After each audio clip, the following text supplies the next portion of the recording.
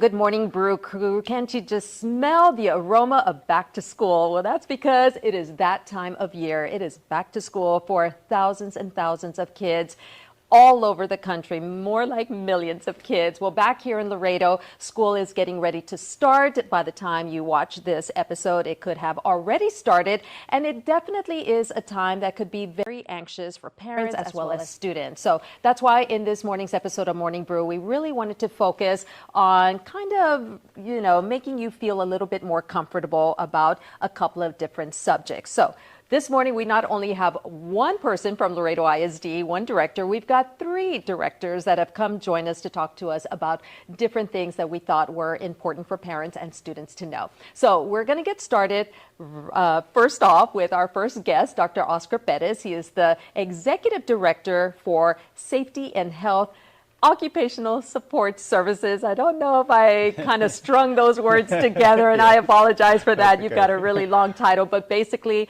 Dr. Perez, you are the man in charge of keeping our kids safe and healthy in school. So we appreciate having you with us this morning. Thank you so much for joining us. Thank you, Mindy, for the invite. Yeah, absolutely. We started off by displaying one of the biggest changes for the school year for not only Laredo I.S.D, the school district that you're with, but also the other school district in town, United I.S.D, is also requiring clear backpacks. And I know that along with the clear backpacks, there's some other safety measures that we're going to talk about this morning. But what's the one thing that you want to tell parents who are listening right now when it comes to sending their kids to school this school year? Yes, Mindy, thank you again. And on behalf of L.I.S.D Board of Trustees, of course, they're the ones that provide all the resources to be able to have safety as a priority. And so one of those things was, of course, our clear backpack provided to every student that's going to, come to our doors.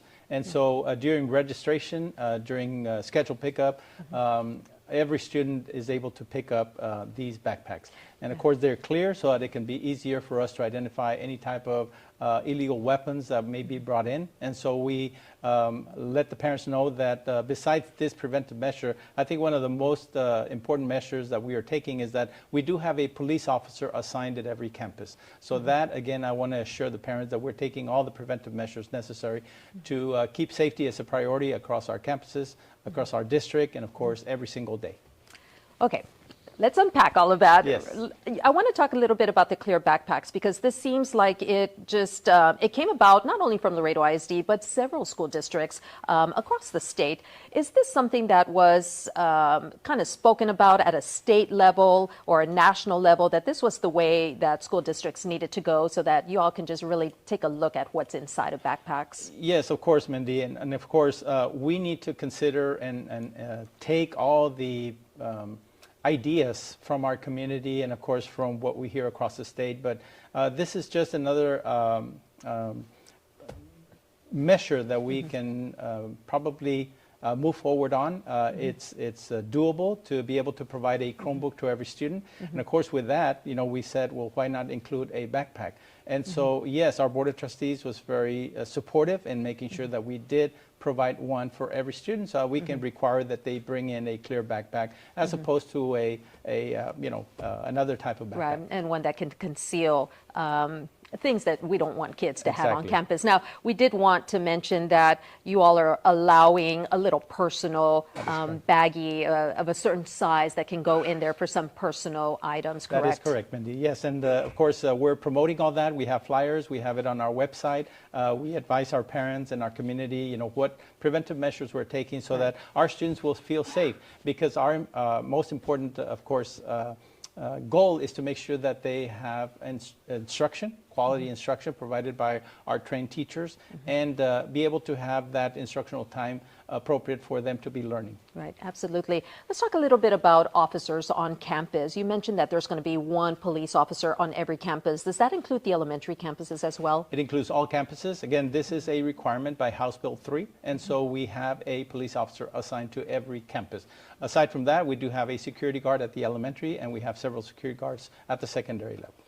At the high school level, where we see a lot of issues happening, are there more than just one police officer? It's one police officer, and then you said several security officers. Yes, at the high school level, we do have anywhere between 6 to 8 security guards, and of course 2 to 3 police officers. And besides that, we do have the sergeants that roam around and visit the campuses, and of course we have 2 lieutenants, and of course our chief of police. Wow. What are some of the red flags that they're trained to look for? What are they specifically, keeping an eye on at the campuses? Yes, Mindy. So one of the things that we do have also as part of a preventive measure is the behavior threat assessment. And so we have a trained district team and campus teams by the Texas School Safety Center. And so what we look for to prevent any issues is if there's any inkling of a threat, then we get the team together to be able to analyze, assess, and determine whether it is an actual threat or we need to provide some type of support to our students. Where Laredo is situated, not too far from Uvalde, where, of course, that horrible tragedy happened just a couple of years ago. What has the school district done to make sure that everybody is on the same page if something were like that were to happen? Right. So one of the things, Mindy, or several of the things that we're doing is, of course, following the school safety facility standards as proposed by the commissioner's rules. And so we're doing the locked exterior doors. We're doing the window film. We're doing, of course, we have security cameras as well. We have the behavior threat assessment, like I mentioned. We have several measures that will ensure the security of our students based on everything that is out there. We're looking at, again, we have the metal detectors for the screening. We have visitor management protocols where we do screen our visitors. Again, we have primary entrances. Our buildings are numbered. And so there's a variety of safety measures that we're implementing. And we ask our community, to work with us, to collaborate with us so we can ensure our students are learning and that they feel safe as well. Going back to what happened in Uvalde, do you feel comfortable knowing that if something like that were to happen, everybody knows what their role is if something like that were to happen? The person at the top knows that he or she is the person at the top making the decisions as to what to do and then going on and working with the partners here in town? Yes, Mindy. We provided training on standard response protocols from the I Love You Guys Foundation. So that has been done across our district. Of course, we have a new school year. We have new teachers, new staff. And so we're doing that as well.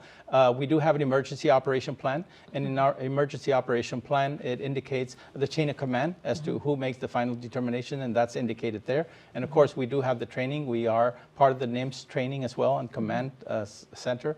And so we take all these preventive measures unfortunately, from what we learned, close by to our neighborhood. And if something were to happen like that, God forbid, Dr. Perez, who is the person in charge? It would be our superintendent and, of course, our chief of police working together. But everybody, we do have what is called the silent panic alert technology system, where, again, we're training our teachers that they are to have the app in their phones so that we can communicate. And it's very easy to communicate. We're providing the app. We've provided the app already. And of course, the training continues. Okay. And lastly, Dr. Perez, drills during the school year. I know that the training with your staff has been extensive. How about the training for kids? How many drills do they undergo? Do they know what to do? Yes, and as we all know, we have the required fire drills. And now we follow the standard response protocol drills, which includes the whole, the secure, which is the threat is outside of our campus on the secure. The lockdown is the threat is inside the campus. And of course, we also practice the evacuate and the shelter. So all these, again, have to be scheduled for the school year. And then, of course, we have them through the year. Like in the first 2 weeks, we're going to have the fire drills as required. And then we're going to have the secure and the lockdown drills as well. Okay, perfect. And Dr. Perez, just one last question. What can you tell the parents right now? If you were talking to them right now, what would you tell them as far as the safety with L.I.S.D? I would reassure them, again, our Board of Trustees is very strong on providing safety as a priority for all of our students, all of our employees, all of our visitors, and of course our community. So I can assure the parents that our schools at L.I.S.D are safe. Okie doke. Well, you heard it from Dr. Perez. We appreciate having you with us. We're going to take a quick break, Dr. Perez, but when we come back, we're going to talk about social emotional health. So it's a word that's been trending and talked about a lot. We're going to find out exactly what that means. Stay with us. We'll be right back.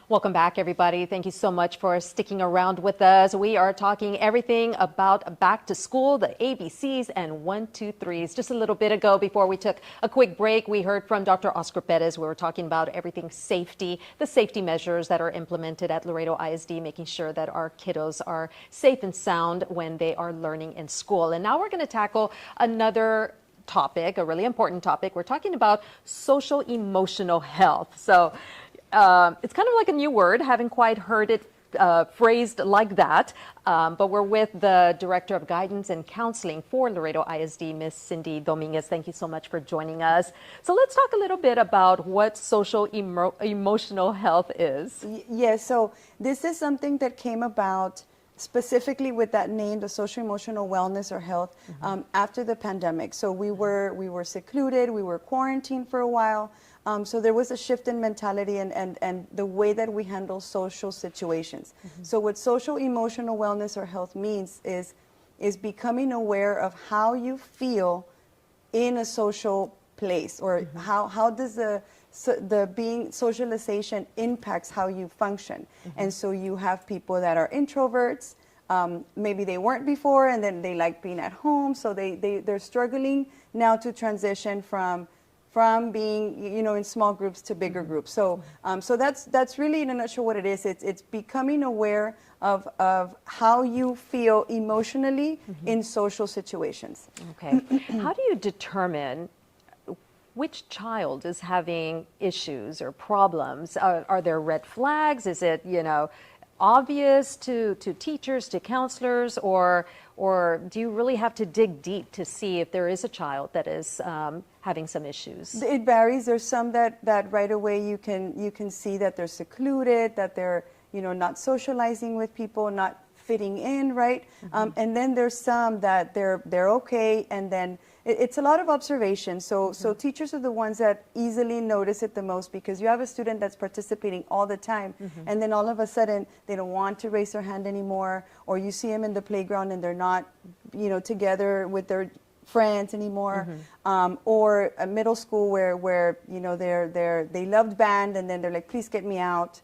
So it just depends, but it takes a lot of investment from the team, right? And it's something that we believe in at L.I.S.D. We are a student-first district, and so counselors are trained in observing and providing, and then we train the teachers also. So we do activities, and we use curriculum like Character Strong, and so they do like breathing exercises. So, and we kind of get the feel of the room. So they'll say, color, like for the little ones, color, what color are you feeling today? And so the teachers have some inkling of, okay, this is a vibe that I'm going to get today in the classroom. Right.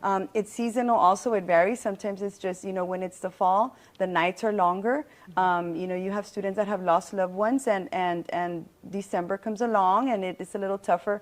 So it varies. It's a very subjective. It's not a very clear. So we provide the training and the support for our staff. So once you do determine that there could be an issue with a child, there are resources, or what can you do as counselors at a school? Typically, there's not too many counselors assigned per school. I mean, maybe 2 or 3, maybe 4 at the high school level. So such a small group of counselors for such large campuses. How do you even begin to tackle the number of students who might need your help? So it's so cliche, but it does take a village. It takes a village to raise a child. So we do have, so we have our counselors that train staff, and then we did something really neat where we provided training to our bus drivers and our cafeteria staff. And so, because, for example, bus drivers are the first ones to see the students and the last ones. So they were trained on how to identify trauma. So they get to see where they're picking up the student, and there's a relationship there. And so they identify, and they're able to call counselors and let them know, hey, I noticed this, right? Same thing with cafeteria staff. Kiddos are, when you're eating and you're chatting and you're not really looking at who's serving your food, but they're listening. So they become ears and eyes for us as well. And then we have a partnership with SCAN. We're one of the few districts in the state that's lucky to have SCAN Aware. So they provide youth mental health first aid trainings to our staff, which is intensive, and they help identify it. And then we have a new program with UTRGV. It's called T-Chat. And so this is telehealth medicine services. So if a student is identified, for example, through the behavior threat assessment that is at risk or is going through something, they will get clinical help there at the campus. Wow. So that's something that's available. We have it at all of our secondary schools, most of our elementaries. And then we do have our LCDCs assigned if there's a substance abuse concern. And then we also have social worker interns, and we have CAPS availability. So if there is a serious outcry, we have a partnership with them that they identify, okay, this child may need further assistance. So it is a community effort. Pillar is also a huge advocate for our students, and so we have a multitude of resources that we can refer for support, or we invite to our campuses to get that additional collaboration with our counselors. What are some of the red flags that you can suggest to parents to be on the lookout for too? I know teen dating violence was a big topic last year during the school, and I know the counseling divisions were wanting to focus a little bit on that. But what can parents do to look at their kids and be able to determine if there is a problem? It's really talking to your child. I know that we get caught up with work or the adult problems and concerns, but it can be a simple, not a yes or no question, like tell me about your day. And you'll notice certain behaviors. Again, they'll tell you, I don't want to go to school anymore. My friends are talking to me anymore, or really just they're in their room all day and they're not talking to you, so they're not eating. There's little, if you talk to your child consistently, you'll be better able to recognize that there's something wrong, because a lot of times our students are shy or private, or they don't want to worry their parents and they don't communicate. So we want our parents to know that we are an extension of them at the schools, and we will support them in anything. So if they have any doubt, they can call us. If something, even and they'll start saying goodbye. Some of our students, they'll start giving away certain things when they're always considering leaving this world. So little behaviors. We do have a great parent involvement department, and they provide trainings and meetings for parents, and they invite us, and so we invite our parents to come so that we're better able to also help them identify, like, this doesn't feel right. And always go with your gut. If something doesn't feel right, call us and we'll support you. And then if they do call you, then you can perhaps in Spanish, give ojo to that child, Yes. or let the teacher know, or teachers know that, Yes. the parent is feeling a little, concerned about some behavior that's taking place at the home. Can you just, give a little extra eye to this child? Sometimes when you're talking to your children at home, you get your typical rolling of the eyes, like you said, the one-word answers. Yes. Sometimes it can get frustrating because you just can't seem to break in and get them to communicate with you. Any advice on how you can just break through that wall? It's because it depends on the age. Also, the little ones are very chatty, and then the older ones aren't. It's being present. We see it at the schools that we think the parents will come in and say, "No me hace caso, no habla conmigo." But then the child, when we talk to them, they're like, "It's because my mom says this and my dad says this." They are listening. So the best advice I can give, or humbly, right, is just listen and ask and be there. The phone is a huge obstacle because they're on it more than they talk to people, right? And so there has to be hey, for an hour, let's have dinner, just dinner alone without phones. And a lot can come out of a conversation. So, but we do invite them to come over and to contact us if like on tips like that. My child usually, even though, like you mentioned, there's a large population at our schools, our counselors do classroom presentations and they visit with the students, and so they'll be able to like, Juanito sí sé quién es, So, but the best advice I can give to the parents is disconnect, so you can reconnect with your child. Okie doke. I love that. Thank you so much, Cindy, for Thank you. coming on Morning Brew this morning.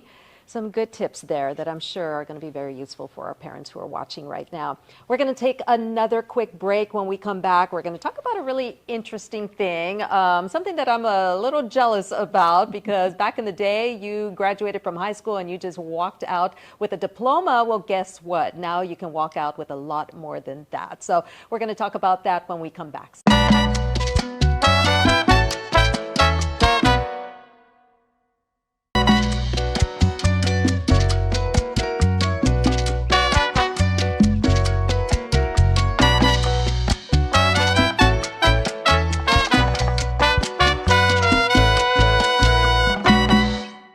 Welcome back, everybody. Once again, we are talking all things back to school with representatives from Laredo I.S.D. And we are going to get to something that is pretty neat. We've got Oscar Ramirez with us. He is the Career and Technical Education Coordinator. And what that means is that your high school kids, they're not only earning a high school diploma like we all did back in the day, but now they can actually graduate from high school with something a little bit more than that. They can actually get a certificate that will allow them to start working right away. How cool is that? So we are brewing up a conversation right now. Once again with Oscar, thank you so much for joining us. Yes, thank you for having me. So tell us about this, because this seems to be the latest craze on kids wanting to be able to work as soon as they graduated, just part-time jobs, maybe in the summer, and they're able to get credentialed to be able to do so with certifications. Is that correct? Yes, yes, that's correct. So we do have our 3 high schools,